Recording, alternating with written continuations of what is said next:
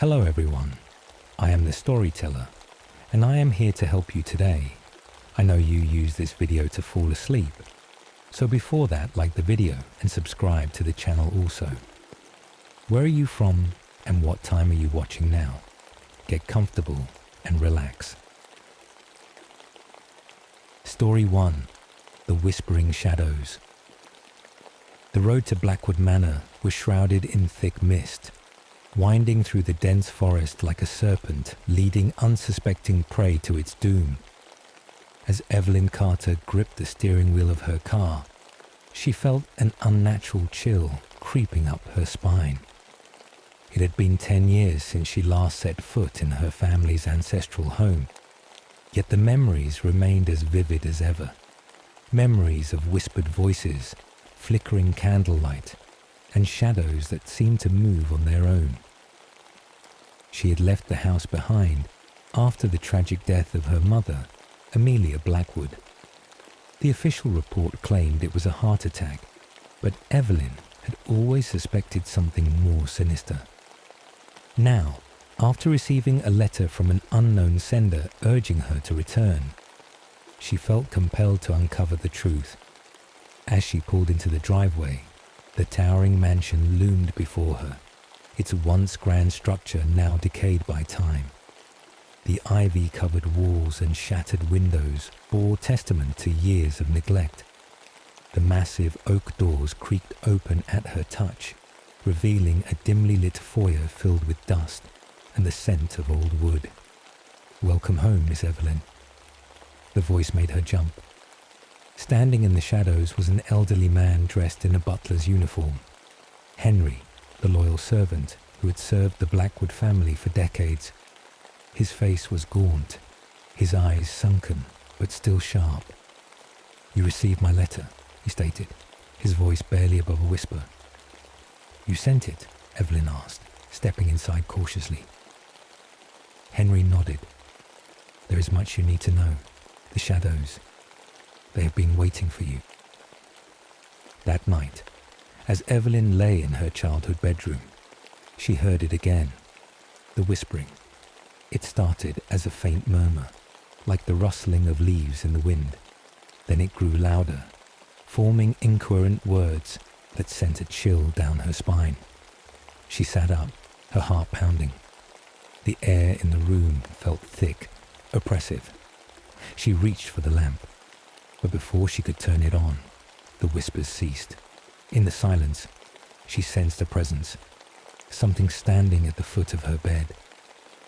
Slowly, she turned her gaze toward the darkness. The shadow shifted. Evelyn gasped, scrambling to turn on the light. As soon as the room was illuminated, the presence vanished, leaving only the echo of its whispers lingering in the air. Shaken, she decided she needed answers. The next morning, Henry led Evelyn to the library, a grand room filled with towering bookshelves and dust-covered tomes. He handed her an old, leather-bound book. "This belonged to your mother," he said. Evelyn opened the diary, her fingers trembling as she flipped through the pages. Amelia Blackwood's handwriting was elegant yet frantic, the ink smudged in places, as if written in desperation. "The shadows speak to me. They whisper secrets only I can hear. I fear I am losing myself to them." Evelyn's blood ran cold as she read further. "They want Evelyn. They have always wanted her. I must keep her safe. But they are growing stronger. If I fail..." The rest of the page was smeared with ink, making it impossible to read. "What did she mean?" Evelyn whispered. Henry's expression darkened. "Your mother was tormented by the shadows. They are not mere phantoms, Miss Evelyn. They are something much worse." Determined to uncover the mystery, Evelyn explored the mansion, following the whispers that now called her name. They led her to the basement, a place she had always feared as a child. The door creaked open, revealing a stone staircase descending into darkness. Armed with a lantern, she stepped down cautiously. The air grew colder with each step, and the whispering intensified. At the bottom, she found an ancient chamber filled with strange symbols carved into the walls. In the center lay a massive, ornate mirror covered in a black cloth. A sudden gust of wind blew through the chamber, pulling the cloth away. Evelyn gasped. The mirror did not reflect the room around her. Instead, it revealed a twisted, shadowy version of herself, her doppelganger, grinning with malice. "You were meant to return," the reflection whispered, its voice an eerie mimicry of her own. "This is where you belong." Evelyn stumbled back, but the shadows in the room began to move, coiling around her feet like tendrils. She realized, with dawning horror, that her mother had been right. The shadows had always wanted her. As the darkness threatened to consume her, Evelyn remembered the diary. Her mother had fought them, and so would she. With all her strength, she turned to Henry, who had followed her down. "How do I stop this?" His expression was grim. "You must destroy the mirror. It is the gateway." Summoning every ounce of courage, Evelyn grabbed a rusted metal rod from the floor and swung it with all her might. The mirror shattered into 1,000 pieces, each shard reflecting writhing shadows that screamed in agony. The chamber trembled, and the darkness recoiled, retreating into the cracks of the walls. Then, silence. For the first time since returning, Evelyn felt the house exhale, as if relieved of a great burden. The whispering shadows were gone. Days later, Evelyn stood outside Blackwood Manor, watching the sunrise. The house, once filled with whispers and darkness, now felt empty. Henry placed a hand on her shoulder. "You have freed this place." Evelyn nodded, though a part of her knew that some shadows never truly vanished. As she walked away, leaving the mansion behind, she swore she heard one last whisper, soft, almost sorrowful. "We will wait." And with that, she disappeared into the morning light. The end. Story 2. The Doll in the Attic. Lisa Caldwell never expected to inherit anything from her estranged grandmother. The old woman had always been distant, her large Victorian mansion standing like a ghost on the edge of town. When Lisa was a child, she had only visited a handful of times, always feeling unwelcome in its cold, shadow-filled halls. But now, with her grandmother's passing, the house belonged to her. Lisa arrived on a rainy afternoon, the sky a dull grey as she pulled into the long driveway. The house was just as she remembered, tall, with peeling paint and an air of forgotten grandeur. The lawyer had given her the keys along with a cryptic warning. Some things are better left undisturbed. Lisa dismissed it as old-fashioned superstition. She was here to pack up the house and sell it as quickly as possible. The thought of living here alone sent chills down her spine. As she stepped inside, the air was thick with the scent of dust and age. The furniture was covered in white sheets, and the wooden floors creaked under her every step. The house felt as if it were holding its breath. Lisa spent the first few days exploring and sorting through her grandmother's belongings. Most of the rooms were filled with antique furniture, faded photographs, and books that smelled of time. But it was the attic that caught her attention. She found the door at the end of a narrow hallway, locked with an old-fashioned brass keyhole. Digging through drawers and cabinets, she finally found a small iron key wrapped in a piece of velvet cloth. The key fit perfectly. With a deep breath, she turned it, and the door creaked open to reveal a dark, dusty attic. The air was colder here, filled with the scent of mothballs and something else, something rotten. Lisa clicked on her flashlight and swept the beam across the room. Old trunks, broken furniture, and forgotten relics littered the space. But in the far corner, sitting on an old rocking chair, was a porcelain doll. It was eerily lifelike, dressed in a faded blue dress with laced trim. Its glass eyes gleamed unnaturally in the dim light, and its lips were painted a deep crimson. Lisa felt a shiver run down her spine. Something about the doll unsettled her, but she couldn't quite put her finger on it. That night, Lisa had trouble sleeping. The house creaked and groaned as if it were alive, but what truly disturbed her was the whispering. It started as a faint murmur, just at the edge of her hearing. A child's voice, soft and melodic. "Come play with me." Lisa shot up in bed, her heart hammering. She grabbed her phone and checked the time. 3:15 a.m. She told herself it was just her imagination, the house settling. But deep down, she knew better. The next morning, she returned to the attic. The doll was no longer in the chair. Lisa's blood turned to ice. She found it lying on the floor, its head tilted unnaturally to one side. Lisa tried to brush off her unease. She convinced herself that she had knocked the doll over the night before. Still, something about it made her uneasy, so she picked it up and placed it inside a trunk, shutting the lid firmly. That night, the whispers returned. "Lisa, why did you leave me?" Her breath caught in her throat. She turned on her bedside lamp, the light flickering slightly. Her eyes darted to the door, which now stood ajar. Had she left it open? Trembling, she got out of bed and peeked into the hallway. The house was silent, but she felt something watching her. The air was heavy, thick with unseen eyes. Summoning her courage, Lisa walked to the attic. The trunk was open, and the doll was back in the rocking chair. Lisa had had enough. The next day, she searched through her grandmother's old journals, hoping to find an explanation. What she found made her blood run cold. Her grandmother had written about a little girl named Abigail, her own sister, who had vanished in the house when they were children. No one had ever found her body, but her grandmother believed that Abigail had never truly left.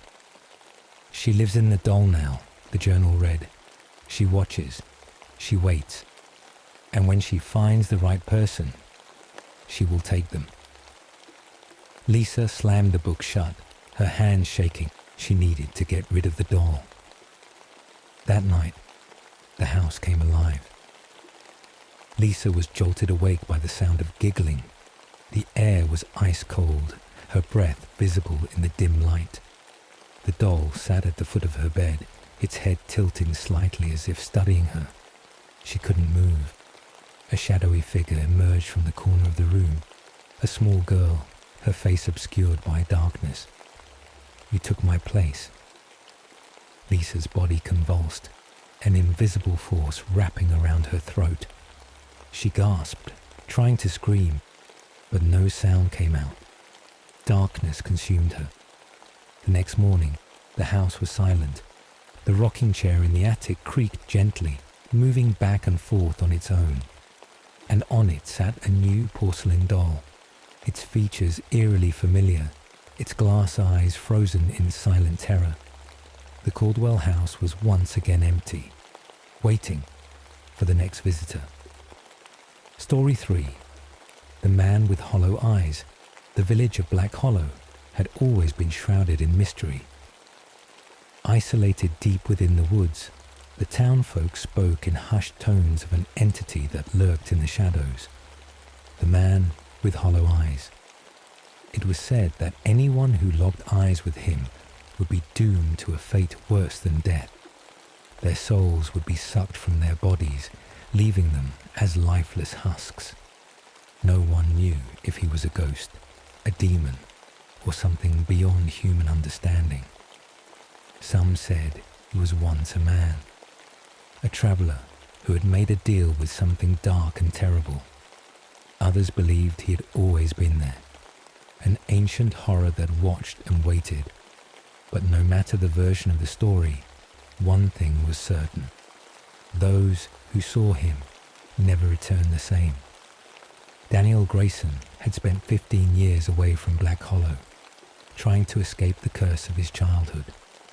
His mother had vanished when he was 10, and his father had been found wandering the forest, muttering incoherent phrases about the Hollow Ones. The village had whispered that his father had seen him, the man with hollow eyes. When his father died in the sanitarium, Daniel swore never to return, but fate had other plans. A letter arrived one cold autumn evening. It was from his childhood friend, Sarah Whitmore. "Daniel, it's happening again. People are disappearing. I need your help. Please come home." Against his better judgment, Daniel returned to Black Hollow. The moment he crossed the village border, he felt the weight of unseen eyes watching him. Daniel met Sarah at the Rusty Lantern Inn, the only place in town that still had lights on after dark. The bartender, an old man named Henry, eyed Daniel suspiciously. "I thought you had more sense than to come back here, boy," Henry grumbled. Sarah, looking pale and exhausted, pulled Daniel into a quiet corner. "It's worse than before," she whispered. 3 people have disappeared in the last month. The sheriff won't talk about it. The townsfolk pretend nothing is wrong. But I saw something, Daniel. I saw him." Daniel's heart pounded. "You saw him?"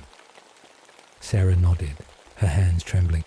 2 nights ago, outside my window, he just stood there, watching. His eyes were... She swallowed. There was nothing there, just darkness. Deep, endless darkness. That night, Daniel stayed in his childhood home. The house felt abandoned, as if the walls themselves had forgotten it once belonged to a family. Then, at exactly 3:13 a.m., he heard it. A whisper, faint, distant, calling his name. The next morning, Daniel and Sarah decided to investigate the latest disappearance. The last person to vanish was Matthew Clark, a farmer whose house sat at the edge of the forest. Inside his home, everything was untouched, except for one thing. The mirror in his bedroom was shattered, and a single word was scratched into the wooden floor beneath it. "Look." Sarah turned pale. "They say mirrors are windows to the spirit world," she murmured. Daniel felt something cold crawl up his spine. He walked to the broken mirror and for a moment thought he saw movement in the reflection. A face, a man with deep, hollow eyes. He spun around, but there was nothing there. "Daniel?" Sarah's voice trembled. "We need to go," he said, but deep inside he knew it was already watching. That night, Daniel woke again at 3:13 a.m. His breath hitched. The whispering had returned, louder, closer. He turned his head, and there he was. A tall, emaciated figure stood at the foot of his bed. His face was shrouded in shadow, except for his hollow eyes, which seemed to swallow the light. Daniel couldn't move. Then the thing spoke, a voice like rustling leaves and distant screams. "You see me?" Daniel felt his soul being pulled toward the void in those eyes. Just as he was about to be swallowed by the darkness, Sarah burst into the room screaming his name. The thing vanished. Desperate for answers, Daniel and Sarah visited the oldest woman in town, Agatha Halloway, the last of the old witches. "You should have never returned," she rasped. "He has chosen you." "Who is he?" Daniel demanded. Agatha's eyes darkened, a shadow of the past, a man who once sought forbidden knowledge. He made a pact with something ancient, and when he failed to uphold his end of the bargain, he was cursed to wander the hollow, feeding on the souls of those who see him. "How do we stop him?" Sarah asked.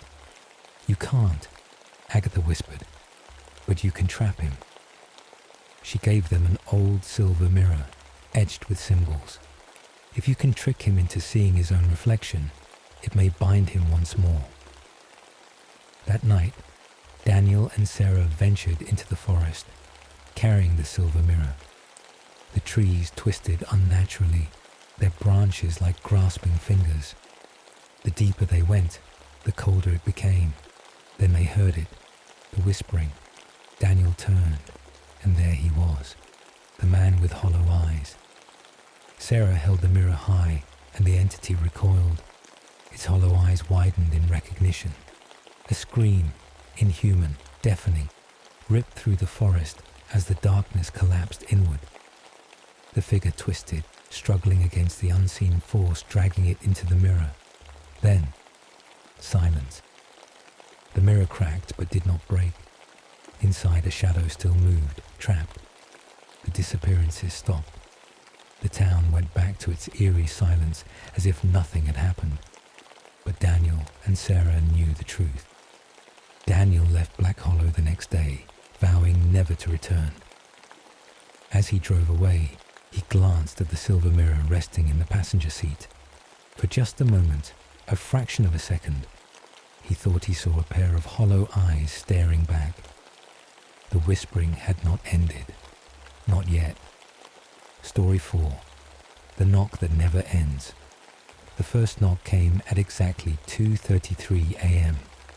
Michael bolted upright in bed, his heart hammering in his chest. He wasn't sure if he had been dreaming or if the sound had really happened. He listened, holding his breath. Silence. His bedroom was dark, the only illumination coming from the pale glow of his alarm clock. Then, it came again. Knock, knock, knock. 3 slow, deliberate taps against the front door. Michael frowned. Who the hell would be knocking at this hour? He lived alone in a secluded cabin at the edge of a forest, miles away from the nearest neighbor. The road leading here was barely accessible at night, and he hadn't been expecting anyone. Cautiously, he swung his legs over the side of the bed and grabbed the baseball bat he kept beside his nightstand.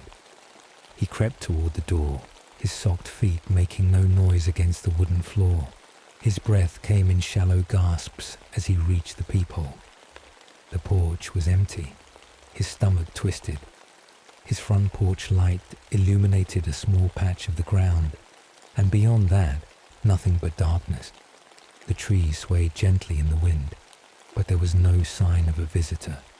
No footsteps in the frost-covered dirt path leading to his door. Michael hesitated before unlocking the deadbolt. He pulled the door open just a crack, peering out. Cold air rushed into the cabin, but the night remained still. No one was there. He exhaled sharply and shut the door, double-locking it. Probably just my imagination, he muttered. And then it happened again. Knock, knock, knock. His breath caught in his throat. It was coming from the back door. Michael spun around, his pulse thudding in his ears. He had just checked outside. There had been no one there. No way someone could have gotten to the back door that fast. Slowly, gripping the baseball bat tighter, he made his way through the kitchen toward the rear entrance. The glass panel in the door revealed nothing but darkness beyond. He waited. Silence. Then, knock, knock, knock. The sound was louder this time, more insistent. Michael felt a bead of sweat roll down his temple. He reached for the light switch, but the moment his fingers brushed it, knock, knock, knock. The knocks were coming from the windows now. He stumbled backward, his chest tightening. It wasn't possible. There were at least 3 windows in different parts of the house. No one could be knocking on all of them at once. His phone. He needed to call someone. He sprinted to the bedroom, snatching his phone off the nightstand. No signal. He cursed under his breath. Then, his bedroom window rattled as if someone had slammed their palm against it. He whirled around. A shadow loomed just outside the glass. Michael's breath hitched. The figure stood motionless, its face obscured by darkness. Then it raised a hand. Knock, knock, knock. Michael stumbled backward, his pulse racing. His hands trembled as he reached for the baseball bat. He forced himself to move, lunging toward the window. He yanked the curtains shut, his breath ragged. The knocking didn't stop. It was relentless, not just from the window, now from the front door, the back door, the walls.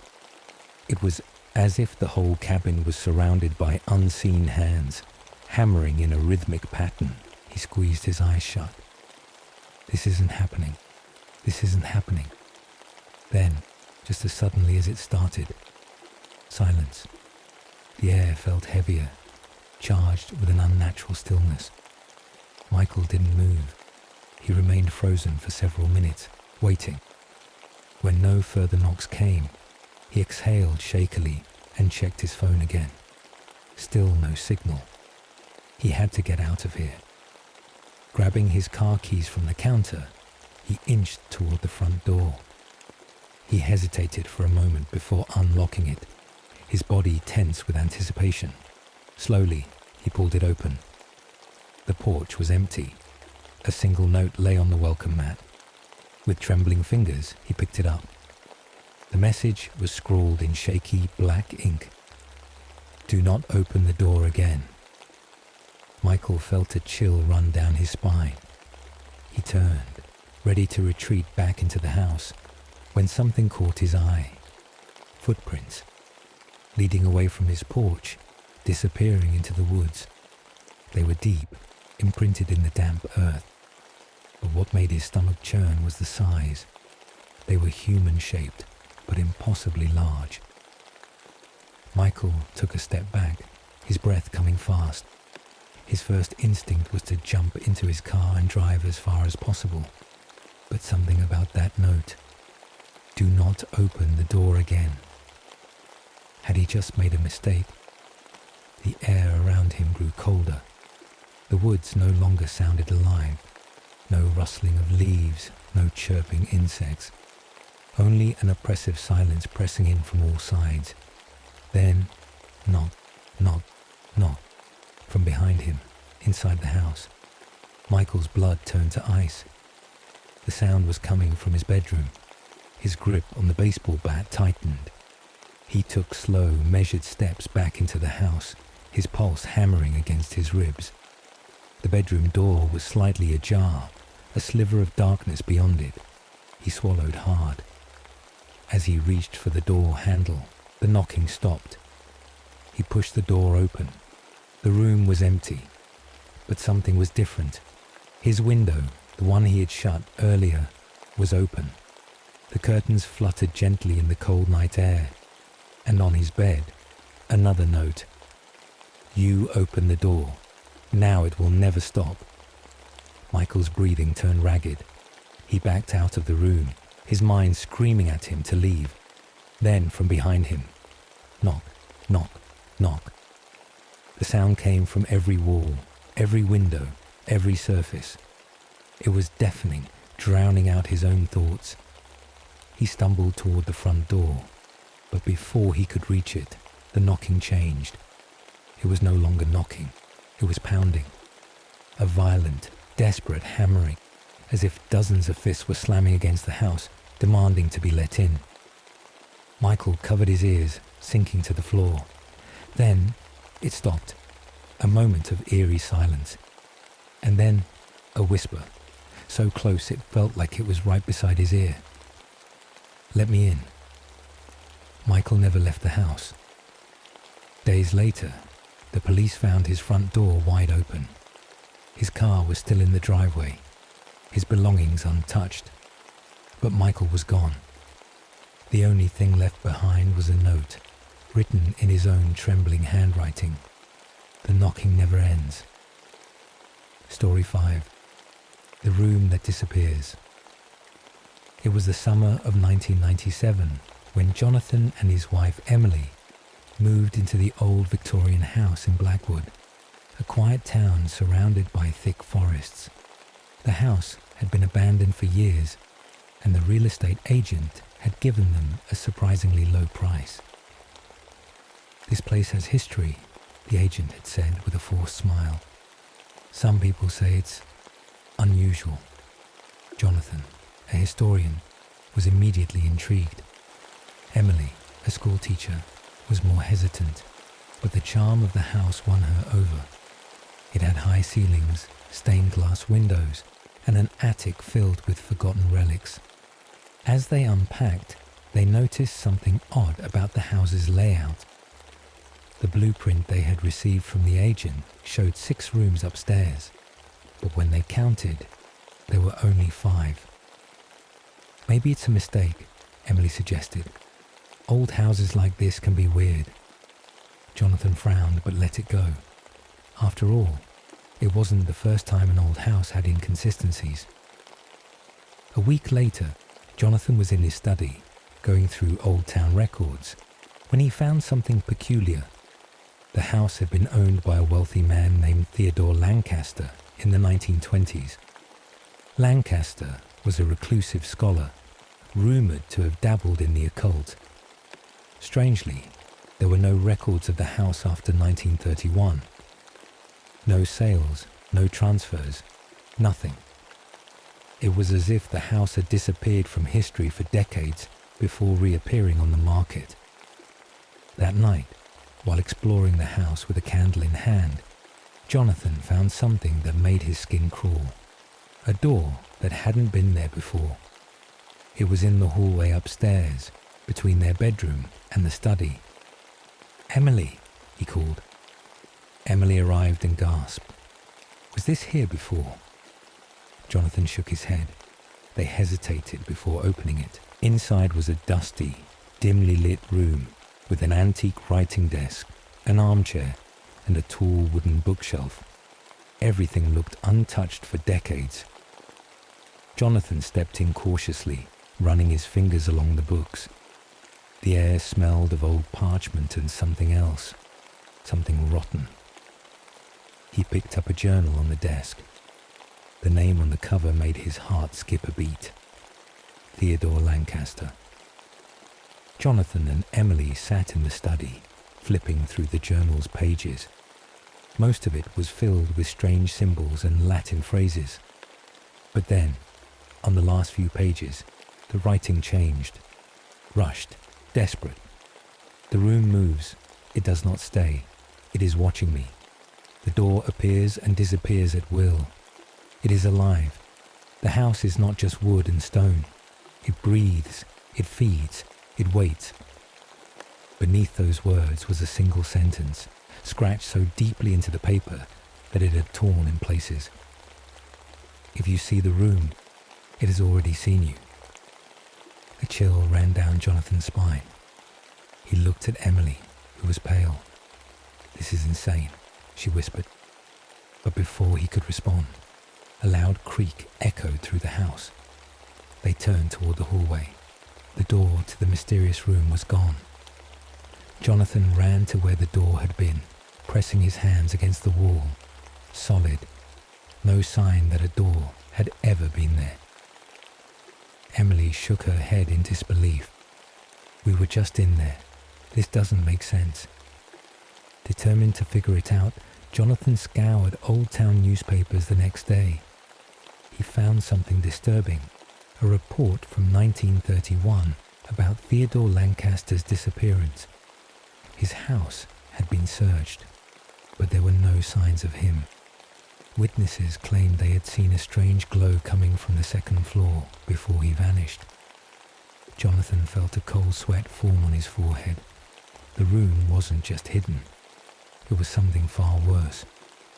That night, he heard whispers, low, hissing voices coming from the walls. "Jonathan!" He sat up in bed, heart pounding. Emily was still asleep. The air was thick, suffocating. Then slowly, the door to their bedroom creaked open. Standing in the hallway was a shadowy figure. Jonathan couldn't move. The figure had no face, just darkness where its features should be. It raised a hand and pointed. Behind it, the door to the mysterious room was back, wide open. Jonathan felt himself being pulled forward, his feet moving against his will. The whispers grew louder. Emily woke up and screamed, grabbing his arm. "Jonathan, don't go in." But it was too late. The moment he crossed the threshold, the door slammed shut. Everything went dark. Jonathan opened his eyes. He was in the same room, but it was different.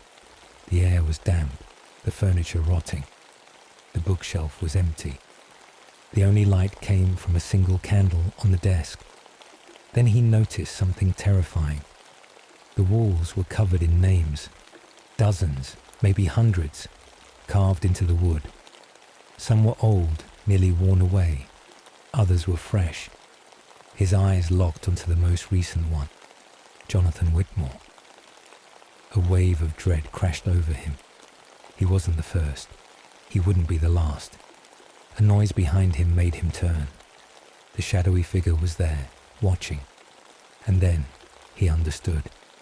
The room didn't just disappear. It claimed people. It would reappear for someone else, waiting for its next victim. Jonathan screamed as the candle blew out. A month later, the house was back on the market.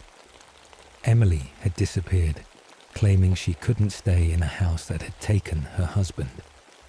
The new buyers were a young couple, excited about their new home. They didn't ask why the price was so low. On their first night, the husband wandered the halls, admiring the Victorian charm. But as he passed the second-floor study, he frowned. Had that door always been there? Story 6. The last call at midnight. The old bar on the outskirts of town had been closed for decades. Its sign, once glowing with neon letters that read "Midnight Lounge," now hung crookedly, covered in rust and ivy. The windows were boarded up, and the wooden door bore deep scratches as if something had once tried to claw its way inside or out. No one spoke about Midnight Lounge anymore. Locals avoided the street where it stood, and even the most daring teenagers refused to break in, despite the town's love for urban legends. The last known owner, a man named Thomas Vance, had disappeared without a trace in 1974, and after that, the place had been abandoned. But on a stormy night in October, Ethan Carter, a journalist chasing forgotten mysteries, found himself standing in front of the bar's entrance. He had heard rumors, whispers of a last call that still echoed at midnight, long after the bar was shut down. Stories of spectral figures seen through the cracks in the boarded windows, and most chilling of all, tales of those who went inside and never came out. Ethan wasn't superstitious. He had spent years debunking ghost stories and urban myths. Midnight Lounge would be just another case. Lightning streaked across the sky as he pushed open the door. The air inside was thick with dust, and a faint scent of stale alcohol and decay lingered.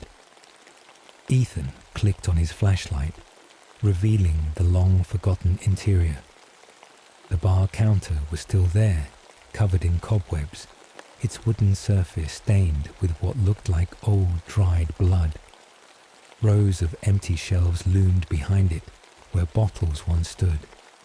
Tables and chairs were scattered across the floor, as if the patrons had left in a hurry. But the strangest thing was the mirror behind the counter. It was spotless, completely untouched by time or dust. Ethan stepped closer. The mirror was massive, stretching from one end of the bar to the other. As he studied his reflection, something caught his eye. The clock on the wall. It was broken, its hands frozen at 11:59 p.m. A chill ran down his spine. He shook off the unease and pulled out his camera, snapping a few pictures. Just as he turned away, ding! A sharp sound echoed through the bar. Ethan spun around. The clock's hand had moved. It was now at midnight. And then, "Welcome to Midnight Lounge."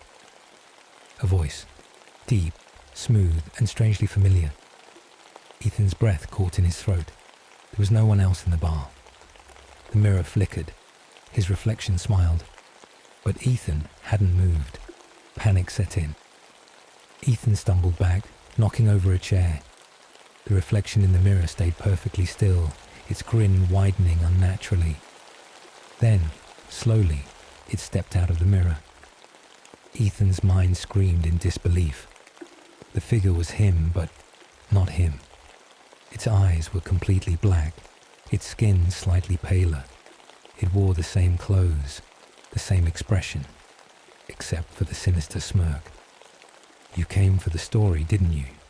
the reflection said, tilting its head. "Let me show you the truth." The bar shifted. The dust vanished. The cobwebs disappeared. The tables were full again, occupied by shadowy figures, their faces obscured. The air filled with the scent of whiskey and smoke, and soft jazz music played from an unseen source. Ethan was no longer alone. A bartender stood behind the counter, polishing a glass. He was an older man with slicked back hair and hollow eyes. Ethan recognized him immediately from old photographs. Thomas Vance. "You shouldn't have come here," the bartender muttered, placing the glass down. "But now that you're here, we have a rule." Ethan's mouth went dry. "What rule?" Thomas glanced at the clock, which was ticking again.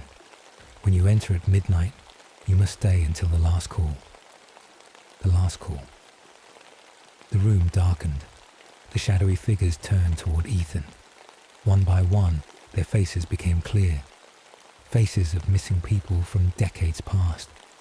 Faces of those who had once entered Midnight Lounge and never left.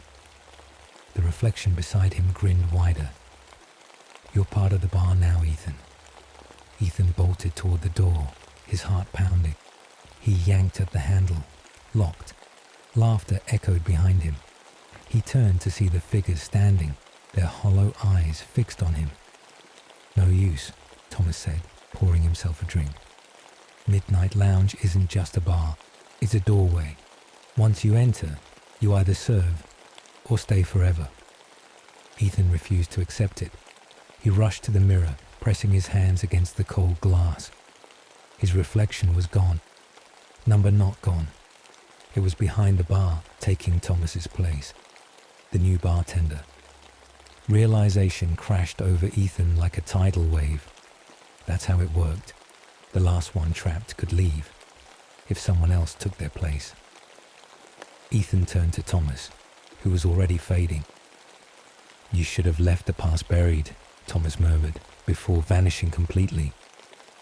The figures in the room clapped. The mirror shimmered. And Ethan was now behind the counter, wearing the bartender's uniform. He tried to scream, but no sound came out. Outside, the boarded-up windows of Midnight Lounge rattled as the storm raged on.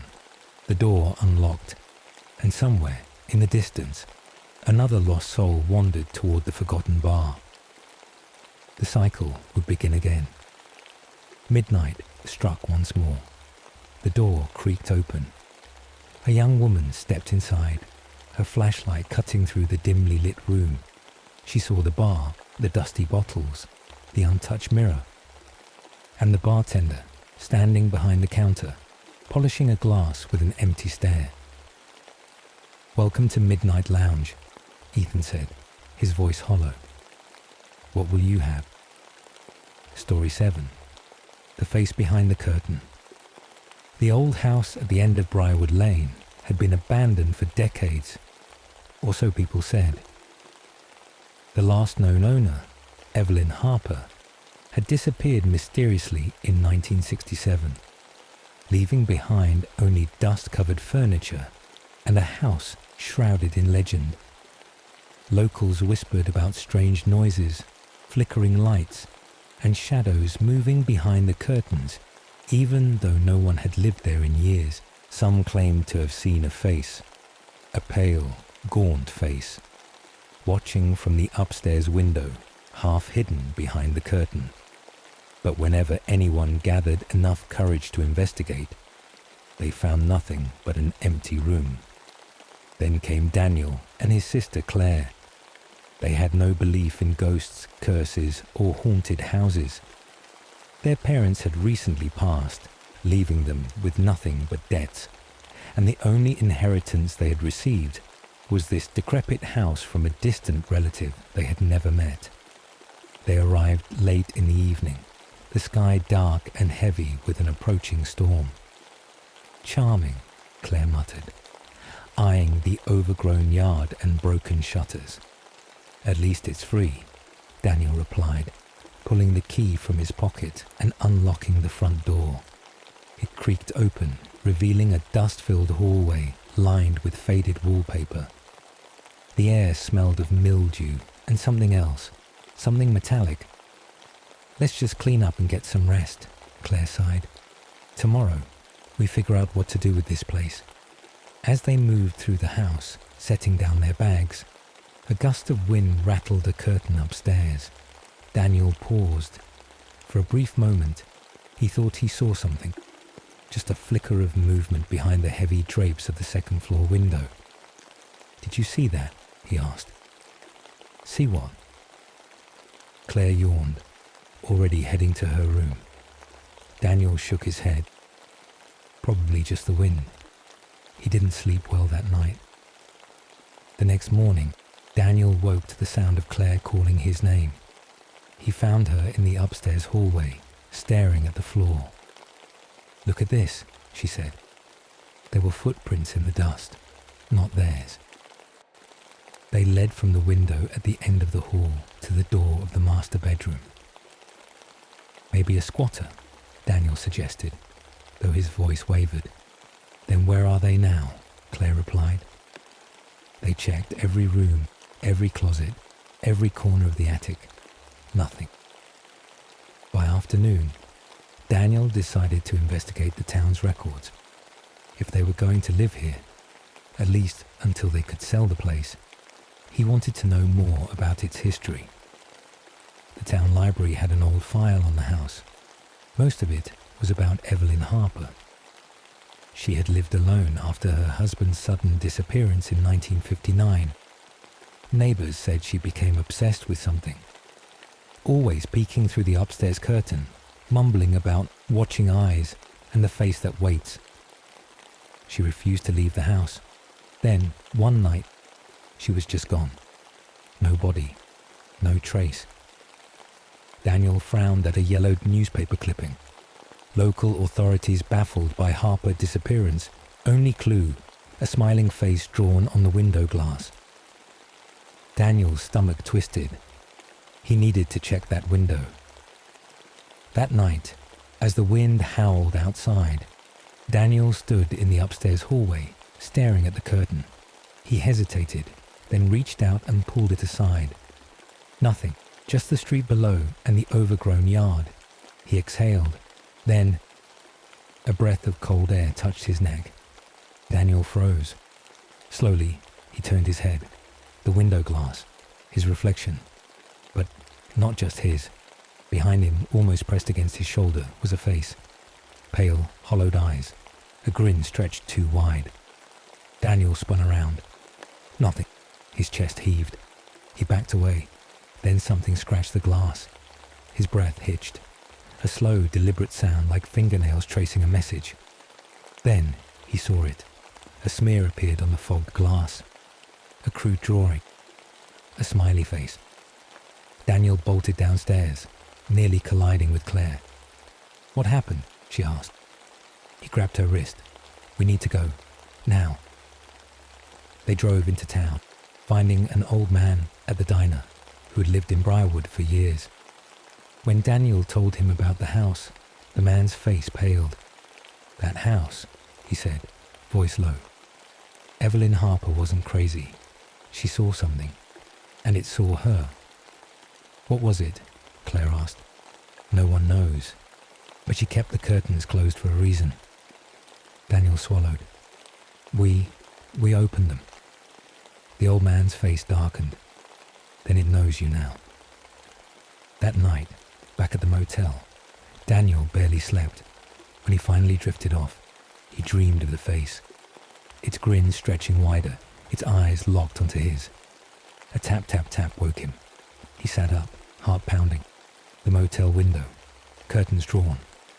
But something was moving behind them.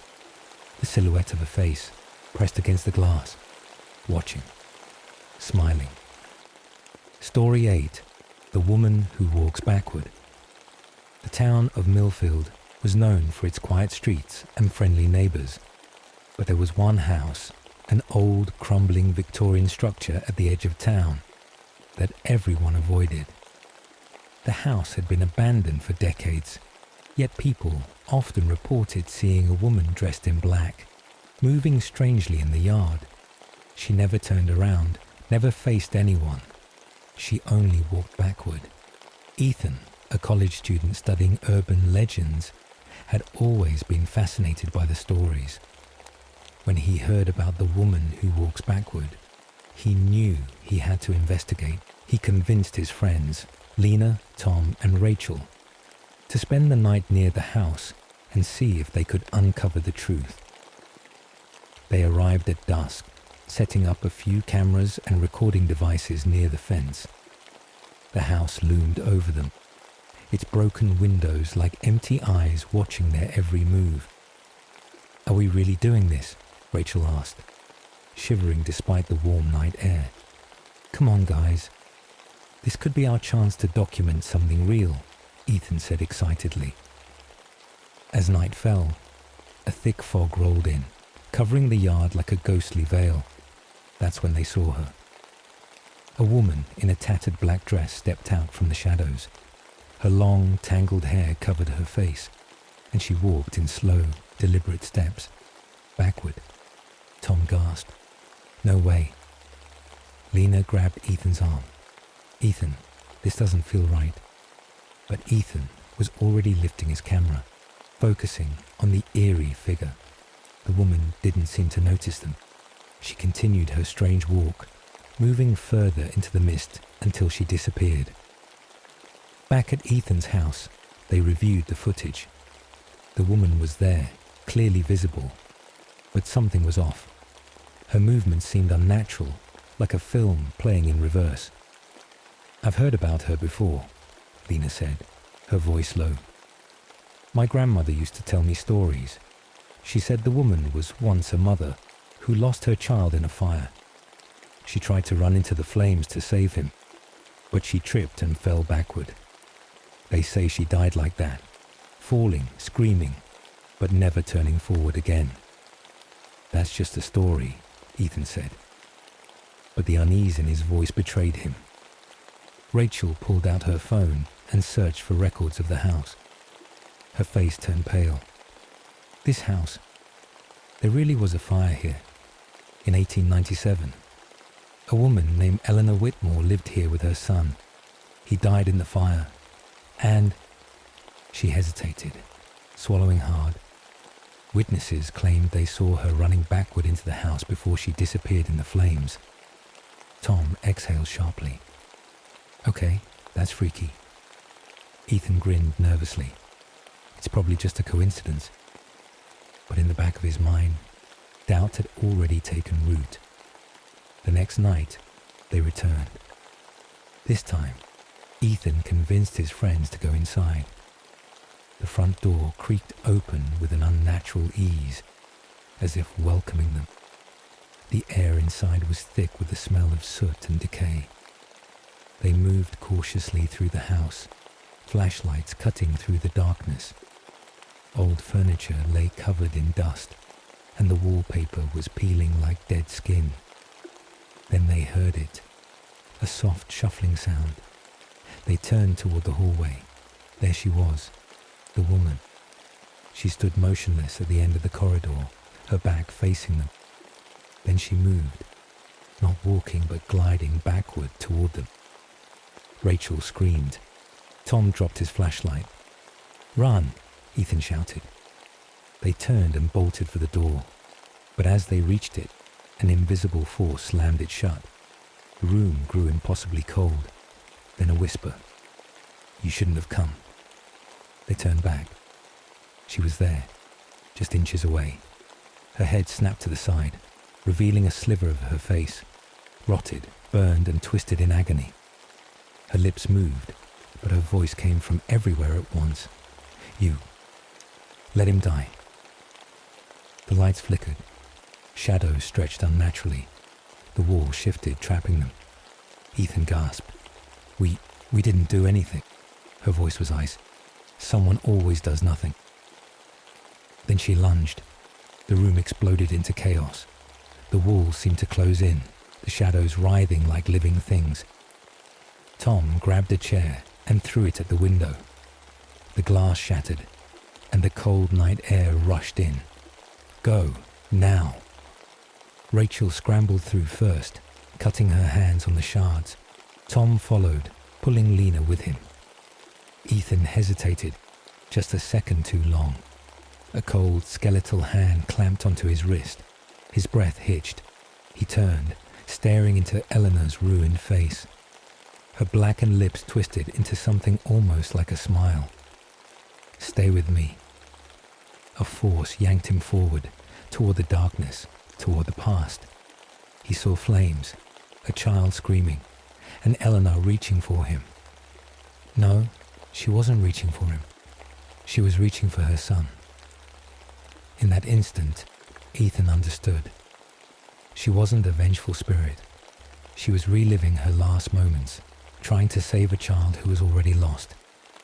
Summoning every ounce of strength, Ethan tore himself free and dived through the window. Tom and Lena grabbed him, pulling him up as the shadows clawed at his legs. Then, silence. The house stood still. The night air was warm again. The presence was gone. They never spoke of that night again. Ethan deleted the footage. Some things weren't meant to be recorded, but sometimes, when he walked alone at night, he would feel the air grow cold, and in the distance, just beyond the mist, he would see her, the woman who walks backward, still searching, still trapped in the moment she lost everything, and she would never stop. Story 9. The Child in the Fog. It was a cold autumn evening when young Daniel Carter disappeared into the fog. His mother, Evelyn, had only looked away for a second. One moment, he was running through the dewy grass of Brackenridge Park, laughing as he chased a stray dog. The next, he was gone. The fog had rolled in thick and fast, swallowing the world in a ghostly grey. Evelyn screamed his name, her voice bouncing off the trees, but the only reply was the distant rustling of leaves. The search went on for weeks. Volunteers scoured the park, the police brought in dogs, and divers even searched the murky river that ran through the woods. But there was nothing. No footprints, no torn clothing, nothing to suggest where Daniel had gone. Eventually, the case grew cold. But Evelyn never stopped looking. For 5 years she wandered the woods every evening, calling his name, hoping, praying that he would return. Until one night he did. It was late, and Evelyn was standing in the same clearing where Daniel had disappeared. The fog was thick again, curling around the trees like living tendrils. She was about to turn back when she heard it. A whisper. "Mom." Her heart stopped. The voice was faint but unmistakable. She turned wildly, scanning the darkness. Then she saw him. A small figure stood just at the edge of the fog. He was wearing the same red jacket he had on the day he vanished. His face was pale, his eyes wide, dark and hollow. "Daniel," Evelyn choked, her hands trembling. The boy nodded. Tears streamed down her face as she rushed toward him. But as she neared, something felt wrong. His skin was too smooth, too waxy. His expression didn't change, not even when she reached for him. And his eyes, something was wrong with his eyes. They weren't Daniel's eyes. They were black, empty, endless. She hesitated. Then, without a word, Daniel turned and walked into the fog. Evelyn didn't sleep that night. She kept seeing Daniel's face, hearing his whisper in the wind. Was it really him? Had he somehow survived all these years? She returned to the park the next night, and the next, and the next. Each time the fog came, and with it, the whispers. Sometimes she saw him. Sometimes it was just his voice, drifting through the trees like a lullaby. But there were other voices too, soft, distorted murmurs. Children's laughter, thin and hollow, like an echo from somewhere deep underground. And shadows, flickering shapes in the mist, moving in unnatural ways, bending in angles that no human body should. Something was in the fog, something that had taken Daniel, something that wanted more. Desperate for answers, Evelyn sought out the town's oldest resident, Henry Wells. He had lived in Brackenridge all his life and knew every legend about the woods. When she told him about the whispers, his face darkened. "You should have left him," he muttered. Evelyn's breath caught. "What do you mean?" Henry sighed, rubbing his temples. "There's something in that fog. It takes children. Sometimes it lets them go, but they're never the same." Evelyn's skin prickled. "The ones that return, they ain't really them. They're just wearing their skin." She felt sick, but I saw him. Henry shook his head. "You saw what it wanted you to see." Evelyn's mind raced. If Daniel wasn't really Daniel, then what had she brought home? That night, Evelyn locked herself in her room. Daniel, or whatever it was downstairs, silent, watching. She had let him in. At first, he had acted like her son, sitting at the dinner table, nodding when she spoke. But he never ate, never blinked, and when she looked away, she could feel his eyes on her. She had to do something. Summoning her courage, she crept downstairs. The house was silent. The air was thick, heavy, like the fog had seeped inside. Then she heard it, a scratching sound, coming from the living room. She stepped closer, her pulse pounding. The door was ajar. Through the gap, she saw Daniel crouched on the floor, facing away from her. His body twitched unnaturally, his fingers clawing at the wooden floorboards. Scritch, scritch, scritch. Evelyn swallowed hard. "Daniel." He stopped. Slowly he turned his head. Too far, bones creaking, a grotesque smile stretching across his face. "Not Daniel," he whispered. The lights flickered. The air turned ice cold. Then the shadows moved, and Evelyn screamed. Evelyn ran. She didn't know where, just away. But the thing was fast. It scuttled on all fours, its limbs bending the wrong way, its grin widening, splitting its face in half.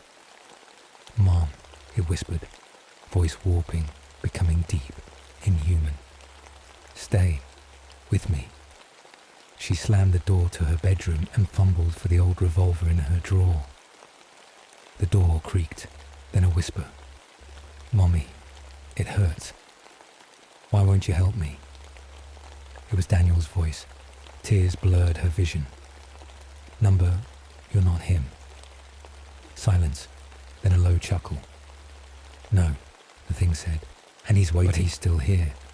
The fog seeped through the cracks of the door, curling around her ankles like fingers.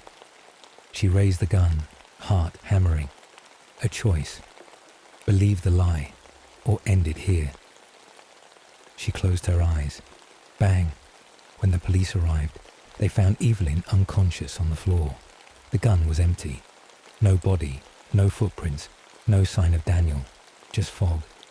Thick, suffocating fog, clinging to the walls, whispering through the trees. And somewhere, in the distance, a child's laughter echoed. Story 10. The door that opens itself. Nathan Carter had never believed in ghosts. As a journalist specializing in uncovering hoaxes, he had exposed countless fraudulent psychics, debunked haunted house myths, and ridiculed so-called paranormal investigators. So when he received an invitation from an anonymous sender to investigate the door that opens itself. In an abandoned mansion in Blackwood Hill, he thought it would be just another case of old hinges and overactive imaginations. The house, known as the Blackwood Manor, had been abandoned for nearly a century. The story went that every night at exactly 3 a.m., a door in the house would creak open on its own, no matter how tightly it had been shut. No one had been able to explain why.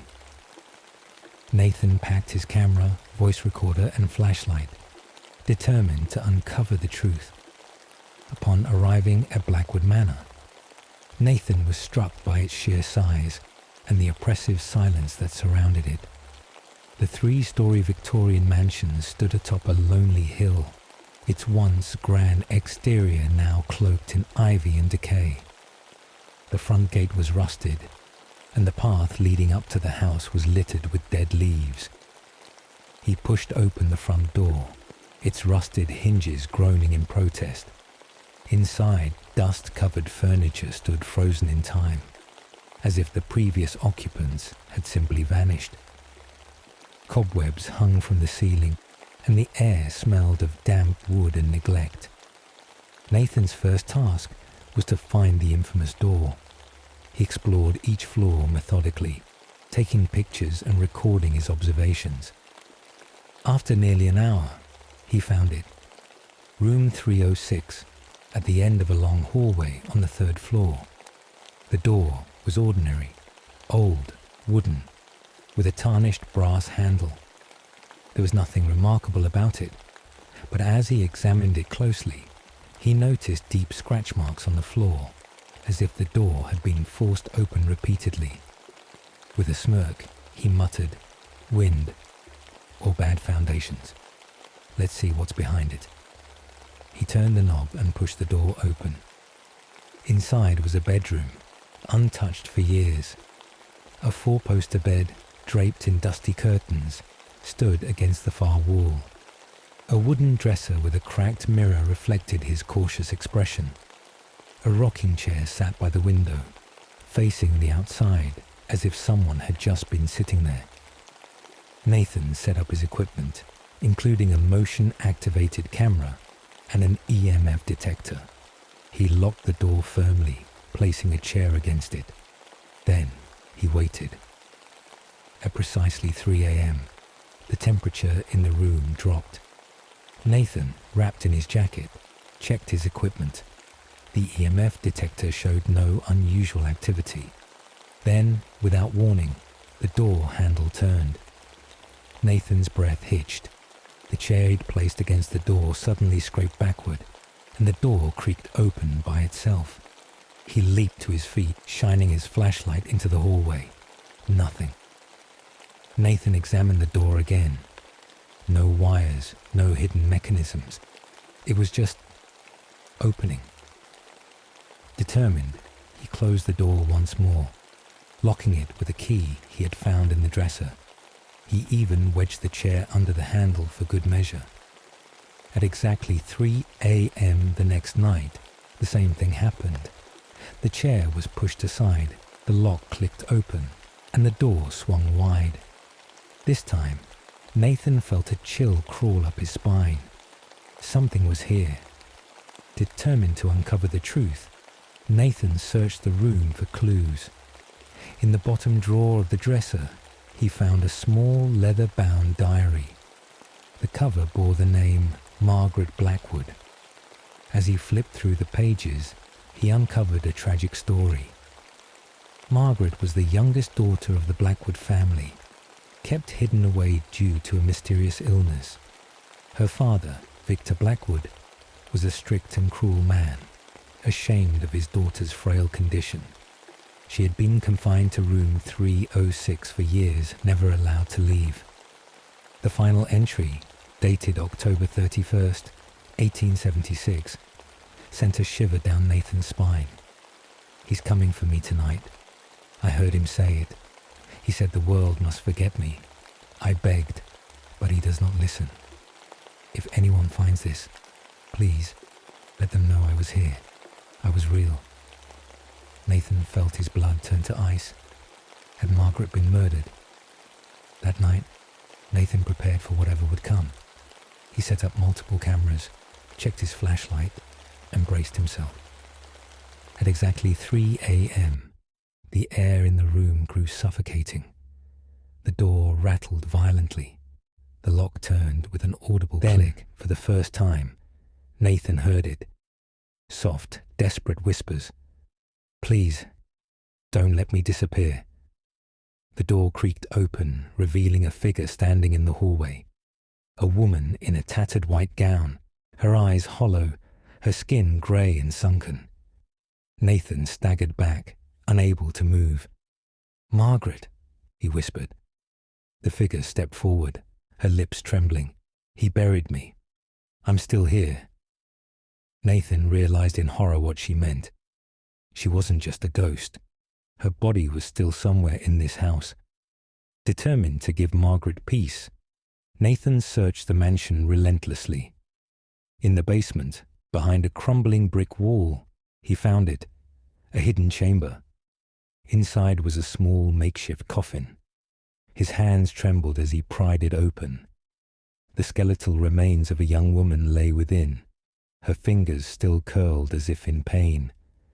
Around her neck was a rusted locket, inside of which was a tiny portrait of Margaret. Nathan called the authorities. The remains were exhumed, and the truth of Margaret Blackwood's fate finally came to light. Her father had locked her away, starving her to death to erase her from history. As the police carried her remains away, Nathan returned to room 3061 last time. The door, which had plagued the house for over a century, remained firmly shut. That night, for the first time in 150 years, it did not open. Margaret Blackwood was finally free, and Blackwood Manor was silent once more. The end.